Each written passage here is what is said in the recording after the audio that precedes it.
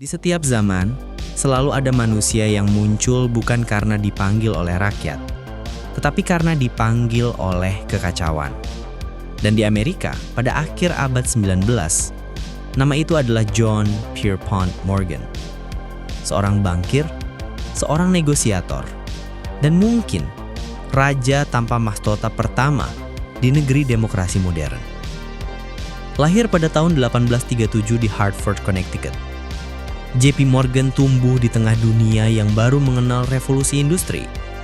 Uap, baja, dan listrik menjadi bahasa baru kemajuan. Dan di antara semua kegaduhan itu, ia belajar satu hal, bahwa uang bukan sekedar kekayaan. Ia adalah kekuasaan yang dapat mengatur peradaban.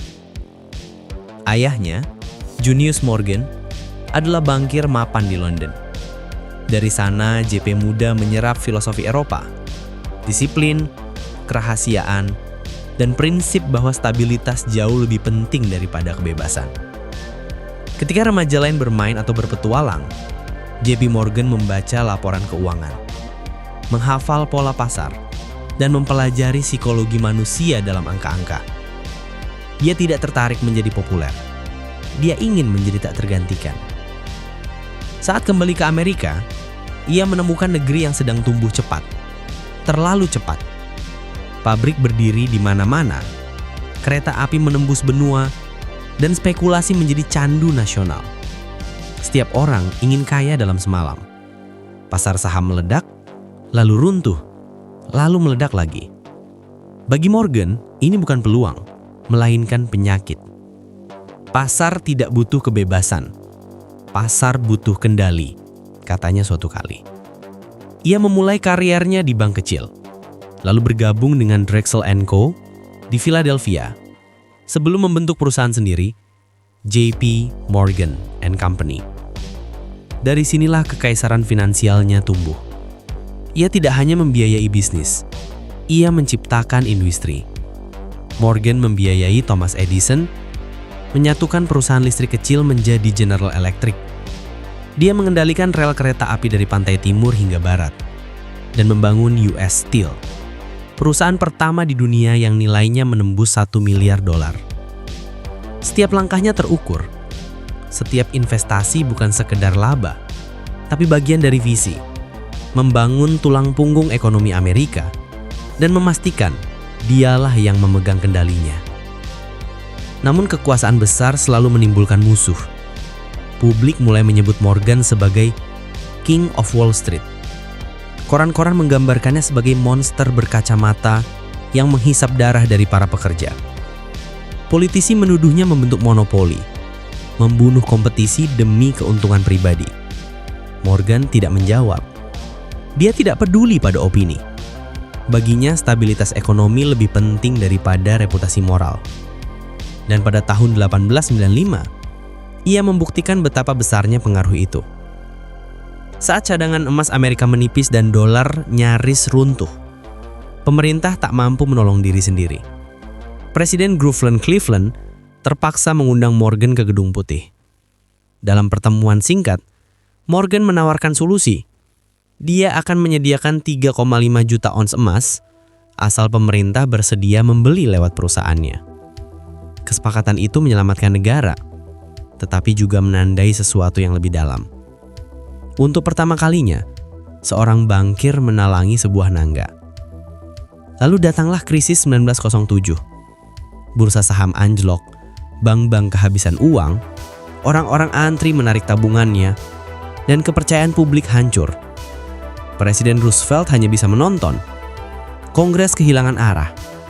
Dan sekali lagi, Amerika menatap ke satu nama, JP Morgan. Di rumahnya di Madison Avenue, dia memanggil semua bankir besar, para industrialis dan kepala perusahaan asuransi. Pintu ditutup, telepon dilarang berdering. Mereka dikunci bersama sampai solusi ditemukan. Morgan berjalan mengelilingi ruangan, menatap satu persatu wajah yang ketakutan. Lalu dia berbicara pelan. Jika kalian tidak bersatu malam ini, besok pagi kita semua tidak punya apa-apa. Dengan ancaman dan bujukan, ia memaksa bank-bank saling membantu, membentuk dana darurat, menyelamatkan perusahaan-perusahaan penting, dan memulihkan kepercayaan pasar. Dalam waktu 3 hari, krisis meredah, bursa kembali hidup, rakyat bersorak, dan surat kabar menulis, Morgan, penyelamat Amerika. Namun di balik tepuk tangan itu, muncul rasa takut yang tak bisa diabaikan. Jika satu orang bisa menyelamatkan ekonomi Amerika, maka satu orang juga bisa menjatuhkannya. Krisis 1907 menjadi titik balik. Politisi menyadari bahwa negara tidak boleh bergantung pada kekuasaan pribadi. Mereka memutuskan untuk membentuk lembaga baru, The Federal Reserve System, Bank Sentral Amerika Serikat. Tapi sejarah punya ironi. Banyak arsitek sistem itu diam-diam menggunakan model kendali Morgan sebagai dasar. Federal Reserve menjadi versi lembaga dari apa yang dulu hanya dilakukan oleh satu orang. Dengan kata lain, Amerika mengganti seorang Morgan dengan sistem Morgan. Meski usianya menua, Morgan tidak pernah berhenti bekerja. Ia membiayai ekspedisi seni, mengumpulkan manuskrip kuno, dan mendirikan perpustakaan Morgan. Tempat ia menyimpan bukan sekedar buku, tapi juga warisan pemikiran tentang kekuasaan dan keindahan. Namun kesehatannya menurun. Pada tahun 1913, ia meninggal dunia di Italia. Saat kabar itu tiba di New York, bursa saham berhenti sejenak untuk menghormatinya. Surat kabar menulis, pria yang lebih besar dari negaranya telah tiada. Ketika pemerintah menghitung kekayaannya, mereka terkejut. Untuk ukuran orang yang mengendalikan dunia finansial, warisannya hanya sekitar 80 juta dolar. Kekayaan pribadi kecil, tapi kekuasaan yang ia ciptakan tak ternilai. Setelah kematiannya, kekaisarannya terpecah menjadi banyak cabang, JP Morgan & Co., Morgan Stanley, Chase Manhattan, dan kemudian JP Morgan Chase, salah satu bank terbesar di dunia saat ini. Namun esensinya tetap sama. Sistem yang ia bangun, kepercayaan, kendali, stabilitas, menjadi fondasi ekonomi global modern.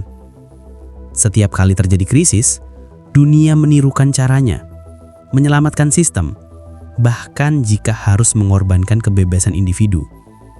Itulah warisan sejati Morgan. Namun sejarah tidak hitam putih. Bagi sebagian orang, Morgan adalah pahlawan. Tanpanya, Amerika mungkin sudah hancur sebelum Perang Dunia I. Tapi bagi sebagian lain, ia adalah simbol bagaimana uang bisa menggantikan demokrasi.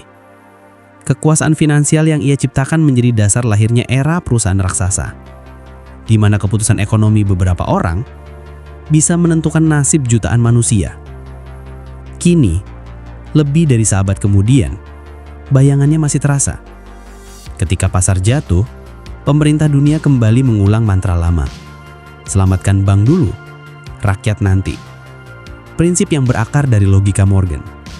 Dan di setiap gedung kaca megah di New York, di setiap rapat dewan direksi, di setiap keputusan yang menentukan harga pangan, minyak dan uang dunia, ada gema tak terlihat dari filosofi lama itu.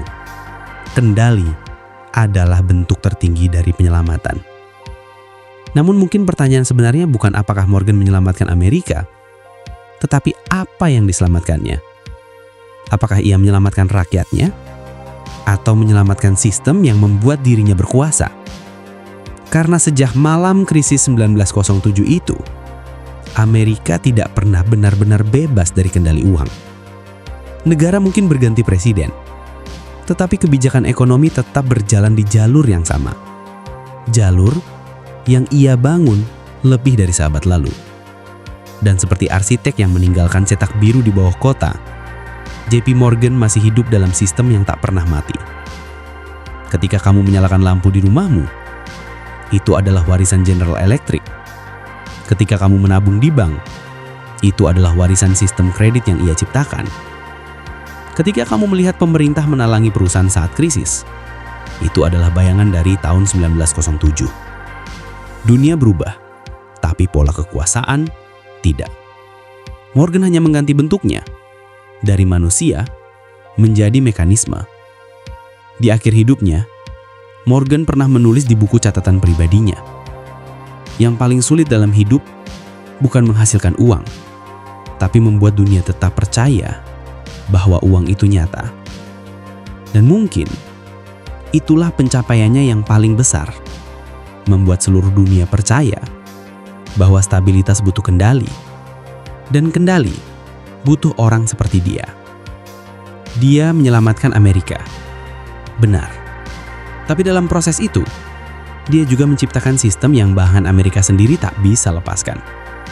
Sebuah sistem di mana krisis menjadi peluang, utang menjadi kekuatan, dan penyelamatan menjadi bentuk paling halus dari penaklukan.